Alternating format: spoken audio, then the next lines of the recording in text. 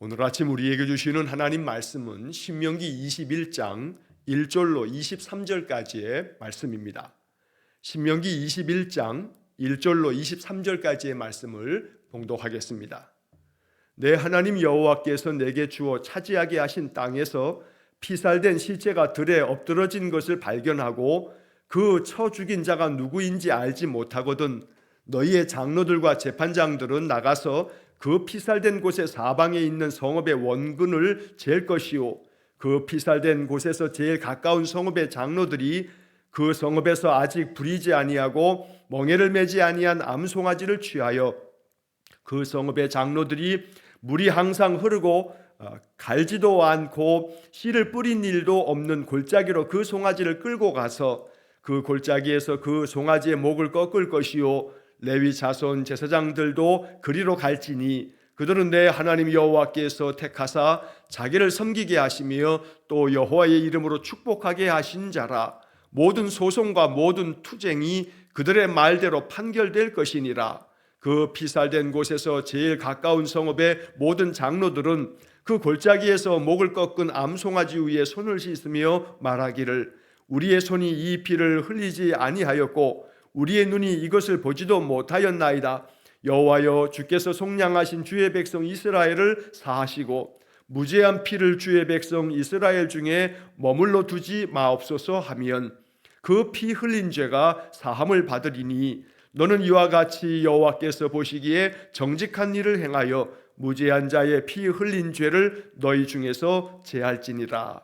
내가 나가서 적군과 싸울 때에 내 하나님 여호와께서 그들을 내 손에 넘기심으로 내가 그들을 사로잡은 후에 내가 만일 그 포로 중에 아리따운 여자를 보고 그에게 연연하여 아내를 삼고자 하거든 그를 내 집으로 데려갈 것이요 그는 그 머리를 밀고 손톱을 베고 또 포로의 의복을 벗고 내 집에 살며 그 부모를 위하여 한 달 동안 애곡한 후에 내가 그에게로 들어가서 그의 남편이 되고 그는 내 아내가 될 것이요 그 후에 내가 그를 기뻐하지 아니하거든 그의 마음대로 가게 하고 결코 돈을 받고 팔지 말지라.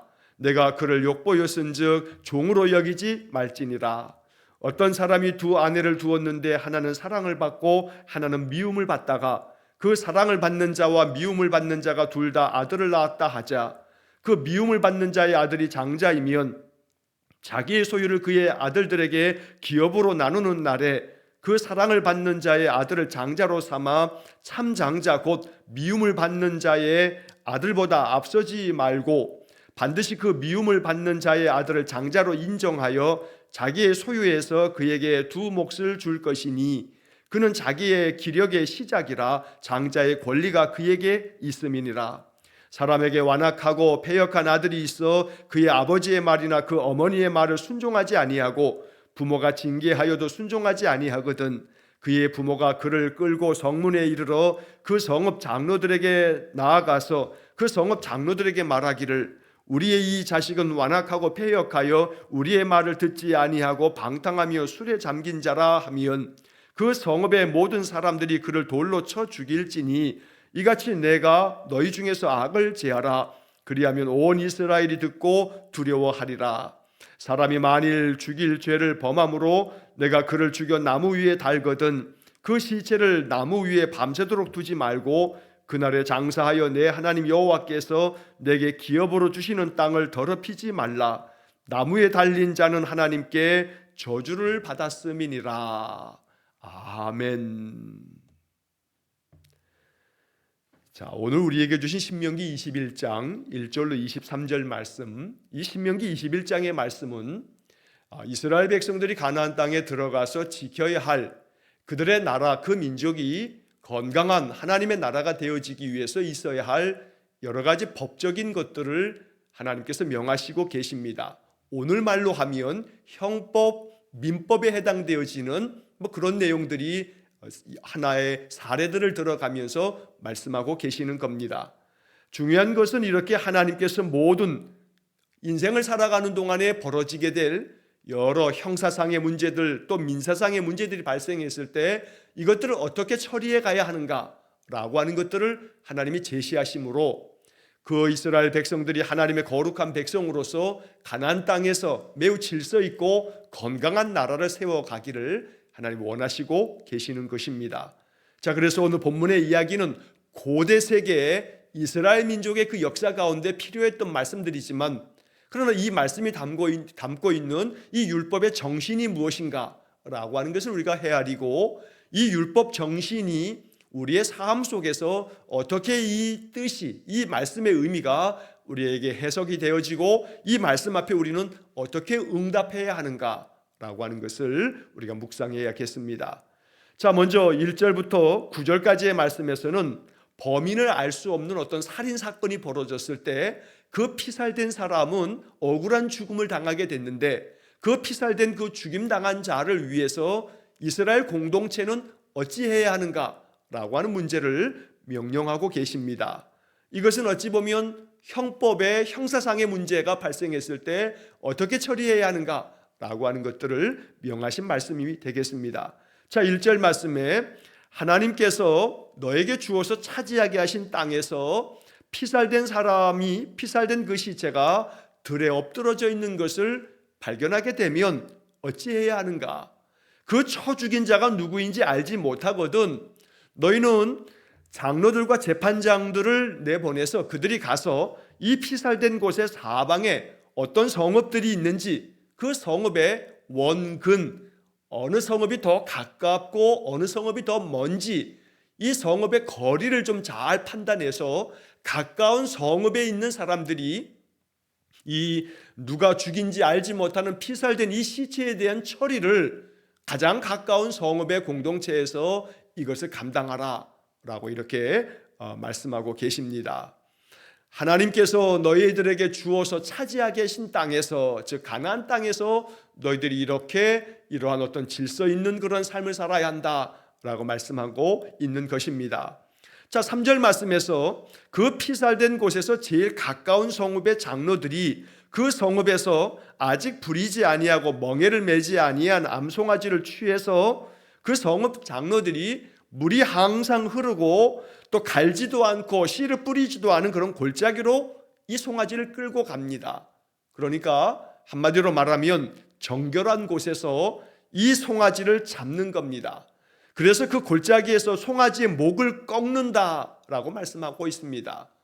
이처럼 피살된 이 시체, 그래서 누가 죽인지도 알지 못하는, 가해자도 알지 못한 이 피살된 자를 위해서 이제 이스라엘 공동체는 그 피살된 그 장소에서 가장 가까운 곳에 있는 성읍 사람들이, 그 성읍의 장로들이 가서 이 시체를 이제 장사 지내기 위해서 그의 억울한 죽음을, 그 모든 것들의 그 죄가 누구인지 알지 못하기 때문에 가장 가까운 곳의 장로가 그의 모든 장래에 대한 문제를 해결해 줌으로써 이 시체에 대한, 이 피살된 자에 대한 죄가 우리에게는 없다라고 하는 것들을 그들을 대신하여 속죄하는 과정을 말씀하고 있는 것입니다.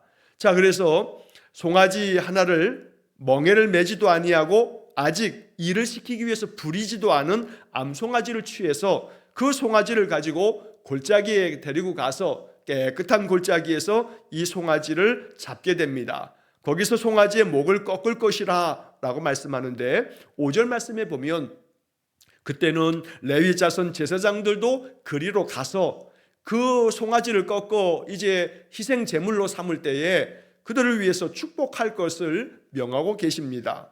그런 가운데 5절 말씀에서 이 제사장에 대한 설명을 하면서 제사장도 그리로 갈지니 그들은 내 하나님 여호와께서 택하사 자기를 섬기게 하시며 또 여호와의 이름으로 축복하게 하신 자라. 제사장의 사명을 다시 한번 언급하고 있습니다. 제사장은 하나님께서 택하셔서 하나님을 섬기게 하시는 사람들이다. 여기서 자기를 섬기게 하시며 라는 것은 하나님께 이스라엘 백성들의 모든 그 예배를 집례하는, 그래서 그 모든 절기마다 또 예배 안식일마다 하나님께 예배하는 사명에 그 모든 하나님 명하신 그 번제와 소제와 화목제와 속죄제와 속건제와 모든 하나님께 드리는 예배를 집례하는 그러한 사명을 맡게 되는 겁니다. 또 한편 이 5절 말씀 마지막 부분에 아주 중요한 말씀이 기록되어 있습니다. 여호와의 이름으로 축복하게 하신 자라라고 말씀합니다. 그래서 이 피살된 이 시체에 대한 그런 책임을 지기 위해서 가장 가까운 성읍에 있는 장로들이 가서 이 모든 것들을 처리해 갈 때에 제사장도 그곳에 가서 그를 위해서 축복하며 기도할 것을 명하고 있는 것입니다. 한편 5절 마지막 부분의 말씀에서 모든 소송과 모든 투쟁이 그들의 말대로 판결될 것이니라.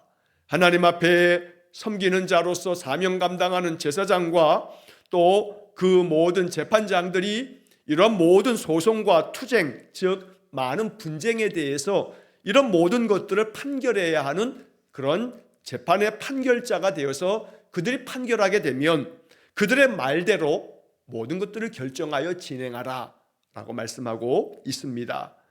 하나님께서 제사장들과 또 재판장들을 세워서 모든 형사상의 민사상의 문제들을 판결하고 해결해 갈 것을, 사법적인 질서를 하나님 만들어주고 계시는 말씀이 됩니다.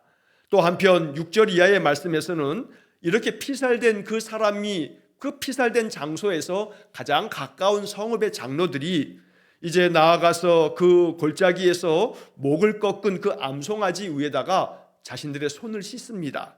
자, 이렇게 손을 씻으면서 이렇게 말합니다. 7절에 보면 우리의 손이 이 피를 흘리지 아니하였고 우리의 눈이 이것을 보지도 못하였나이다. 우리가 이 죽은 이 피살자에 대해서 우리가 이 피를 흘리지 않았습니다. 이 사람을 피 흘리게 한 것이 우리가 아닙니다. 우리 성읍 사람들이 아닙니다. 그래서 우리는 이것을 보지도 않았고 이 피를 우리 손으로 흘리지도 않았습니다. 한마디로 말하면 우리 성읍은 이 피살자가 우리 성읍에 가까이서 이렇게 죽었지만 이 사람의 죽음에 대해서 우리는 죄가 없습니다. 우리는 결백합니다. 이것이 진실입니다. 라고 하는 것을 그들이 이렇게 암송아지 위에 자신들의 손을 씻으면서 이렇게 고백하도록 명령하고 계시는 겁니다. 그러면서 8절 말씀에 기도하기를 여호와여 주께서 속량하신 주의 백성 이스라엘을 사하시고 무죄한 피를 주의 백성 이스라엘 중에 머물러 두지 마옵소서라고 기도하는 겁니다. 하나님, 이 피살당한 사람의 이 죽음이 우리 성읍에는 죄가 없습니다. 우리는 이 사람을 죽이지 않았습니다. 이것은 정말 진실된 마음입니다. 그렇기 때문에 무죄하게 죽은 이 사람의 그 피값을, 그 죄값을 주의 백성 이스라엘 중에 머물러 두지 마십시오. 이 말은 그 피살당한 사람의 그 죽음에 대한 그 죄값을 우리에게 돌리지 말아 주십시오. 우리는 그러한 죄값을 지을 수가 없습니다. 우리는 하나님 앞에서 진실로 결백합니다 라고 하는 것들을 하나님 앞에 고백하도록 명하고 계시는 겁니다. 그 대신에 그의 죽음을 누가 죽였는지 알지 못하기 때문에 가까운 성읍에서 공동체적인 그러한 책무를 감당하기 위해서 그 사람을 위해서 암송아지를 잡아서 제사하면서 제사장들이 와서 이 죽음에 대하여 축복하고 하나님의 은혜를 구하는 그러한 일들을 감당하라고 말씀하고 계시는 겁니다. 이러한 말씀들은 공동체의 책무를 말씀하고 있는 것이기도 합니다.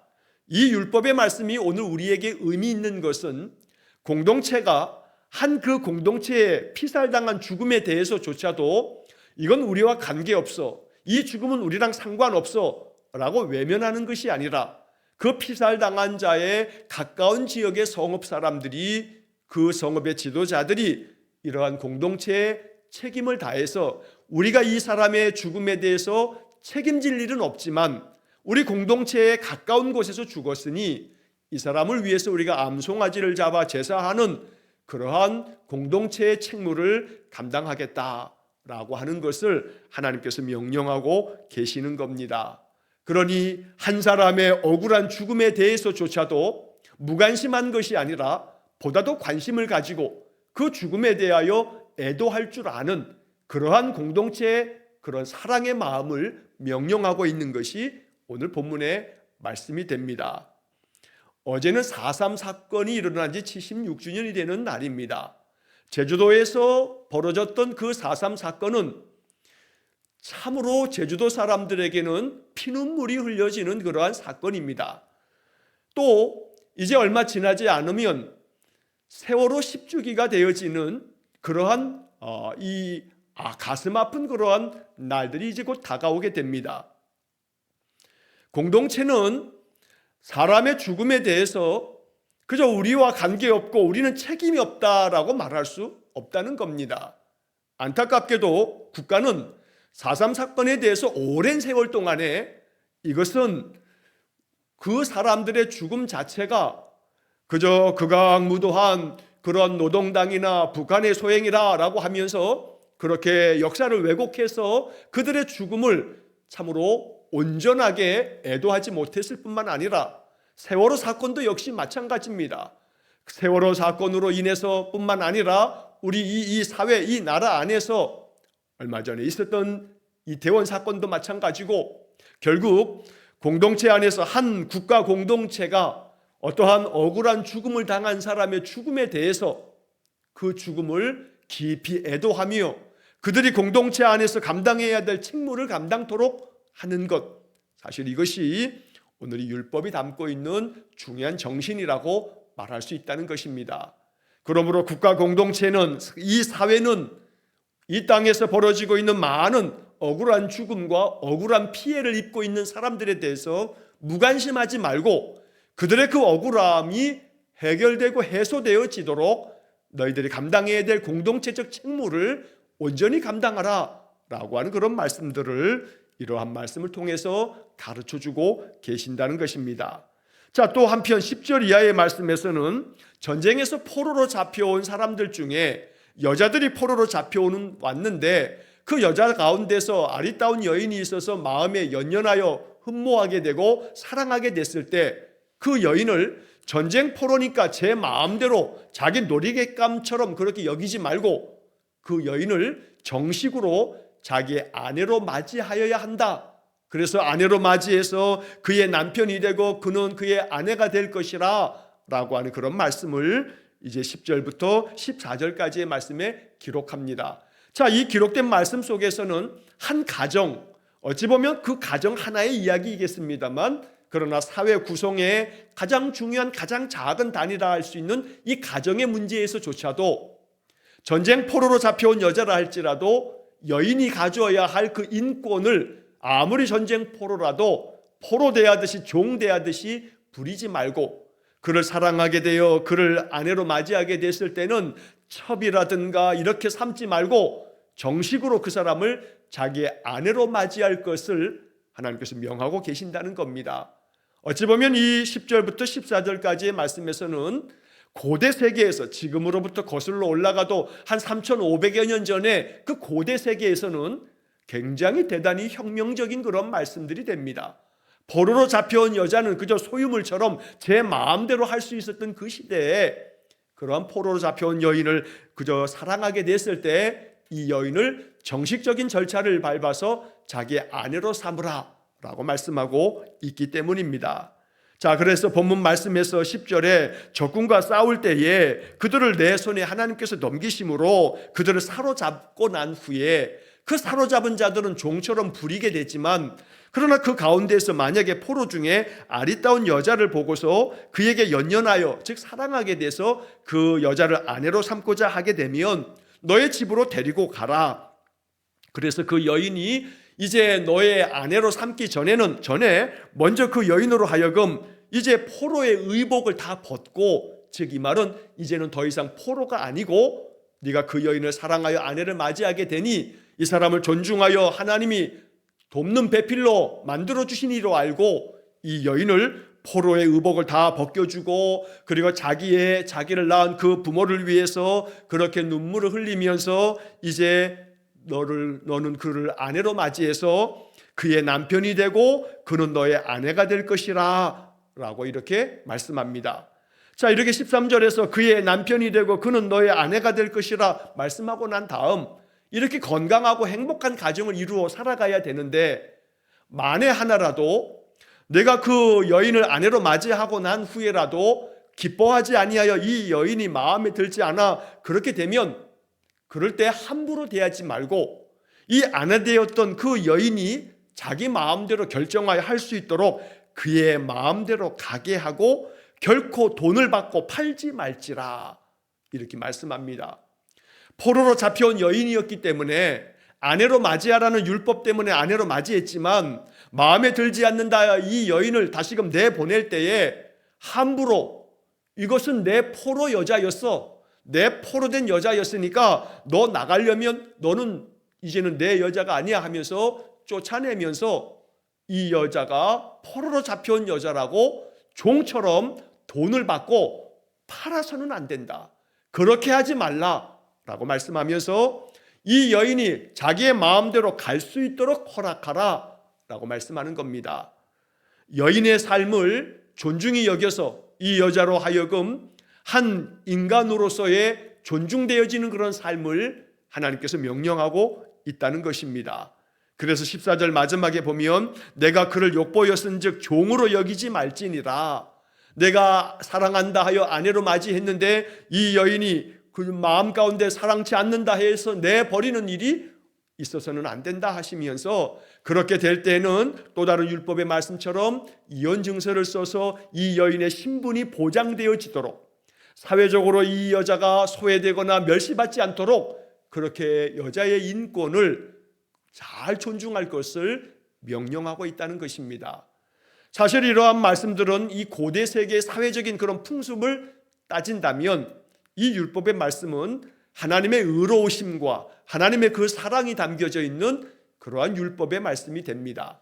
그래서 이러한 율법 정신을 우리가 잘 헤아리고 남자든 여자든 사람에 대한 존중의 마음과 그 사람을 가볍게 여기거나 하찮게 여기지 않는 그러한 귀한 마음, 사람에 대한 우리의 자세, 우리가 사람을 어떻게 바라보고 대해야 할 것인가 라고 하는 문제로까지 이 말씀은 그러한 정신을 담고 있다는 것입니다.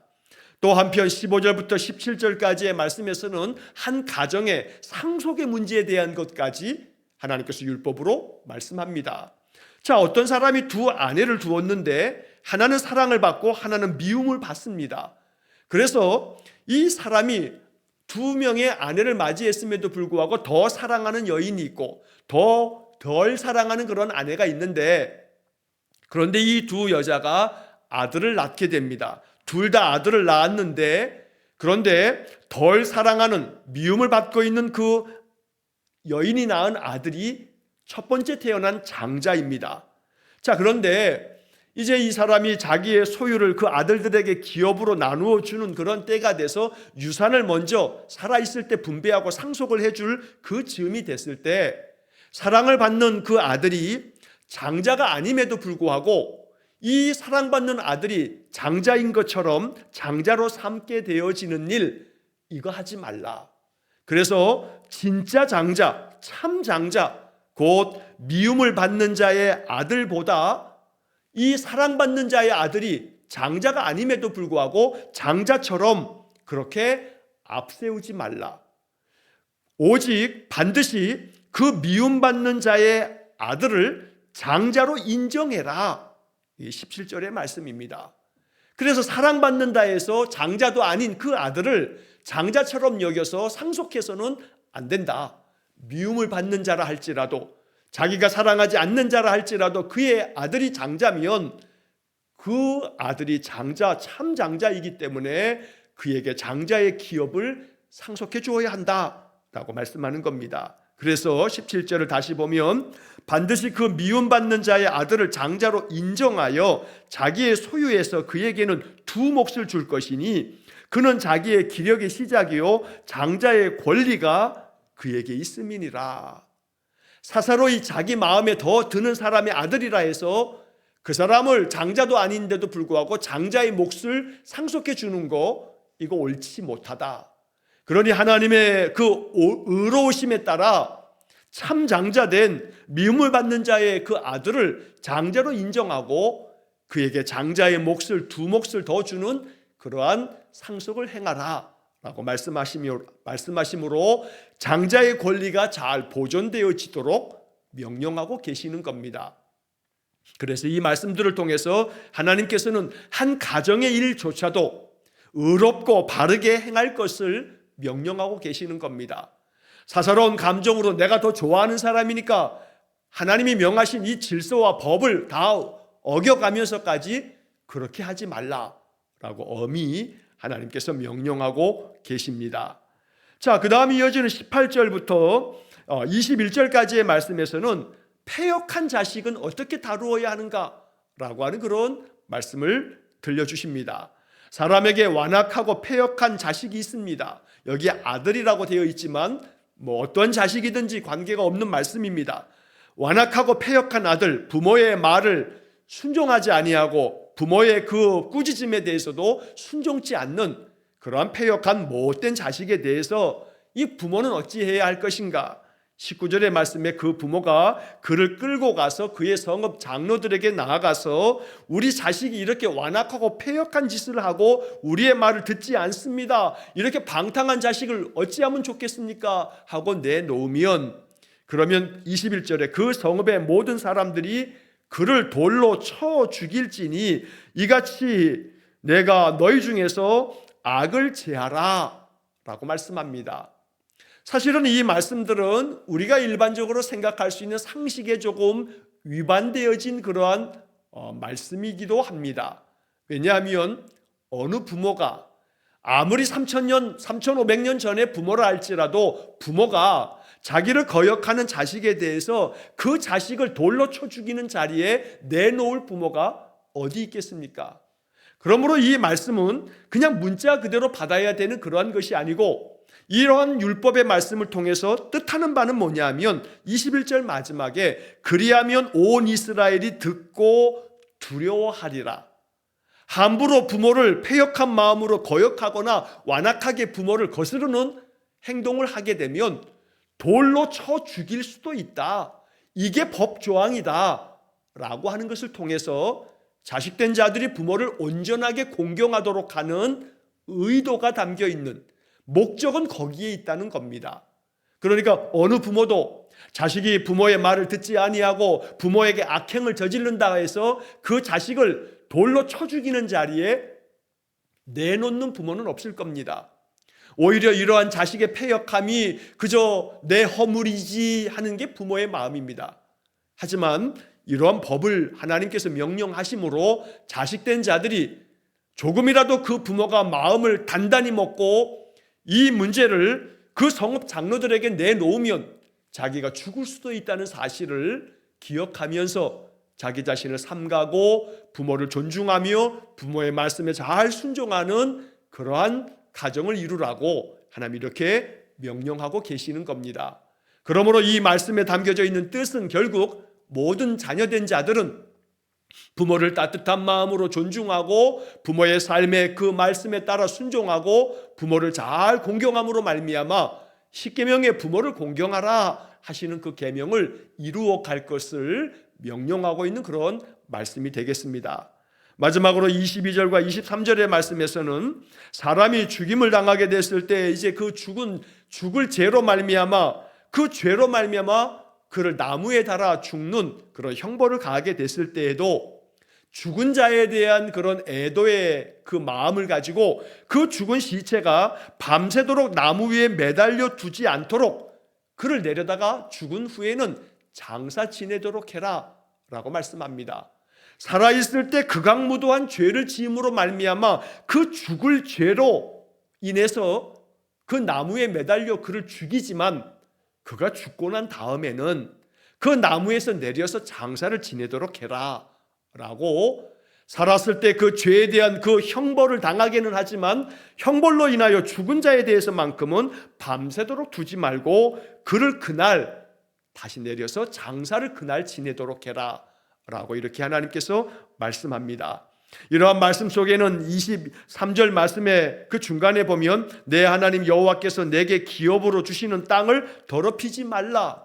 그 죽은 자의 시체를 이제는 그날 그 나무에서 내려서 그를 장사 지냄으로 인해서 그의 그 피가 이 땅에 흘러 그것이 사람들의 삶에 영향을 미치지 않도록 그 죽은 자의 그 장례로 모든 죄된 것들을 묻어버려라 라고 말씀하는 겁니다.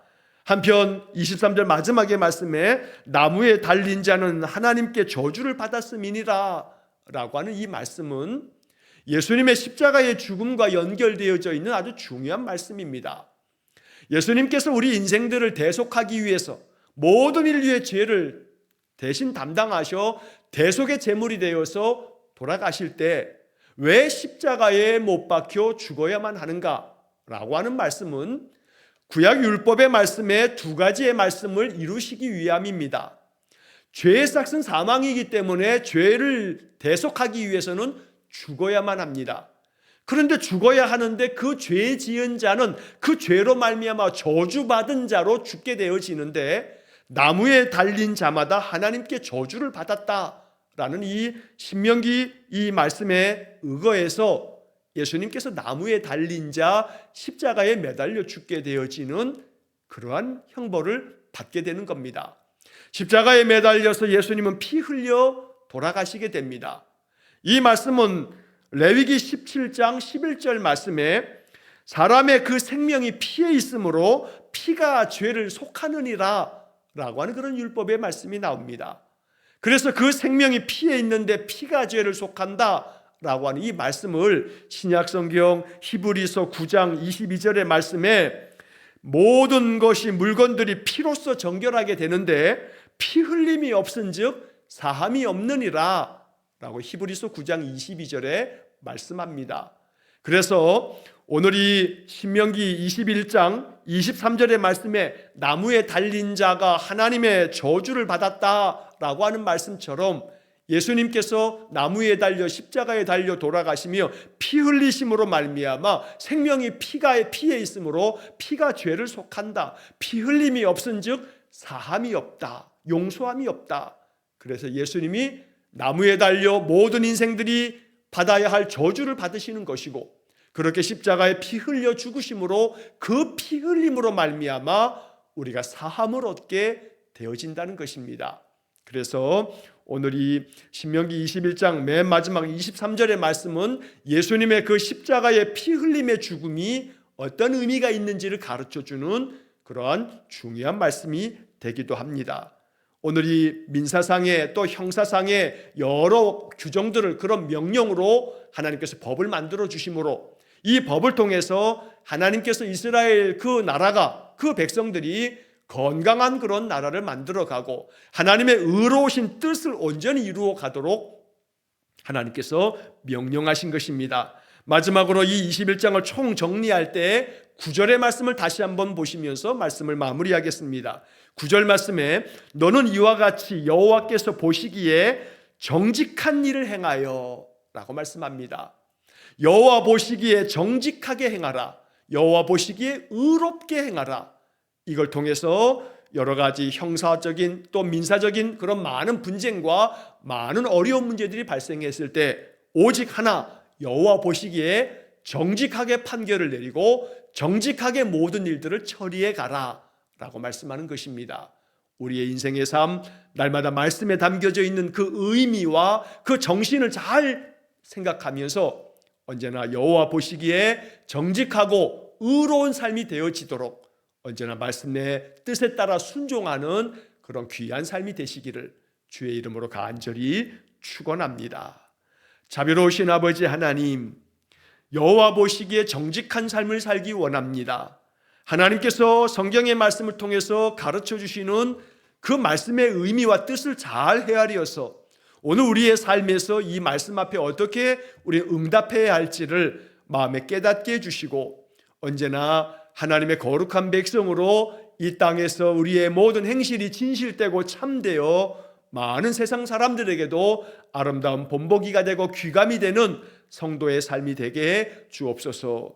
오늘도 하나님의 의로우신 뜻을 받들어 우리 성도들이 언제나 진실된 삶을 통해서 그 삶의 자리에 주변의 많은 사람들에게 선한 영향력을 미치기 원하오니 언제나 우리 성도들 그렇게 말씀 안에서 감동을 주셔서 주의 말씀대로 순종하는 삶을 살게 해 주옵소서. 한날의 모든 삶을 주님께 의탁하오며 예수님 이름으로 기도하옵나이다.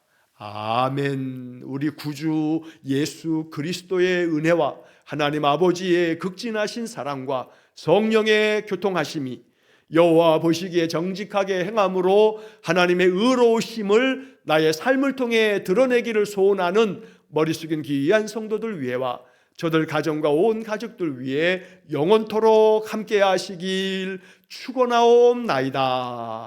아멘.